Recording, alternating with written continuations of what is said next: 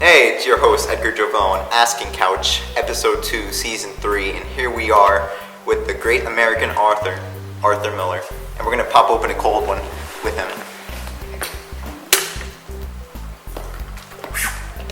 Thank you for having me on the show today. Oh, anytime, Miller, or if I call you Arthur. You can call me Arthur if you want. Thank you. What made you write Death of a Salesman?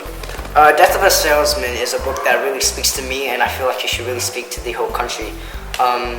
It's something that I made in order to capture that the American dream, which is to become like financially successful and do with your life what you want to do, as you can see through Biff and Willie and everyone.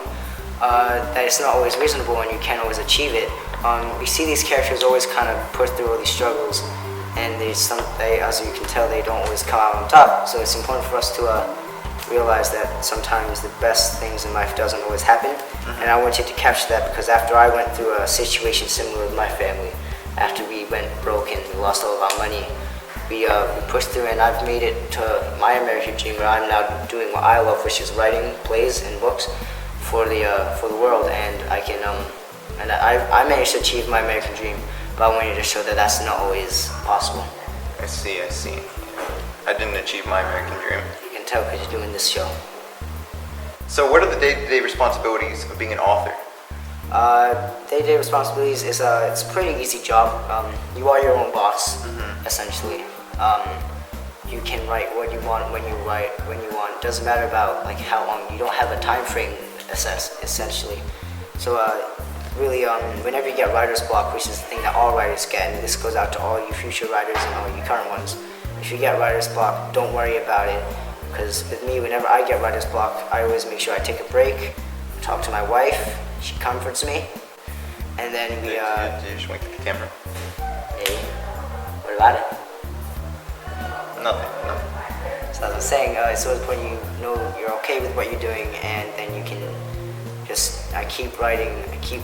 When I can't write, I stop, I relax, I come back, I write, I proofread, and just make sure I overall create the best content that I can. Fascinating. But Nick, how does she affect your writing? she just like overall influences me. She makes me very happy, and we make sure we can. I kind of write through my pieces as if they were made for her, and we just kind of bounce back and forth with as each of our careers grow. The other person's career grows, as her acting grows, my writing grows. My writing grows, her acting grows. So we're just overall positive influence in each other's life. She's the body, you're the brain. Yes. I'm the brain of America. She's the body of America. I see. So, do any of the characters from Death of a Salesman actually represent you? I think it's more the idea behind the characters. We have people like Biff and Willie who had almost everything. Biff with his football and Willie with his job. It started out really well, but it kind of failed away. And after seeing the success of other people like Ben Wilman in their life, they kind of realized what they could have and what they will have. So they kind of push for that, but they never actually get that. And I feel like that's almost something that happened to me, and it happens to many people across America.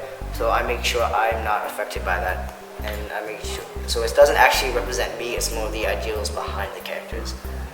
So it's a representation of the human race rather than just you. Yes, it's more about the big picture than my picture, which is big, but not as big as the whole big picture. Okay. Being modest, I see. So, final question. How do you see being an author in the future? Like, what's it going to be like?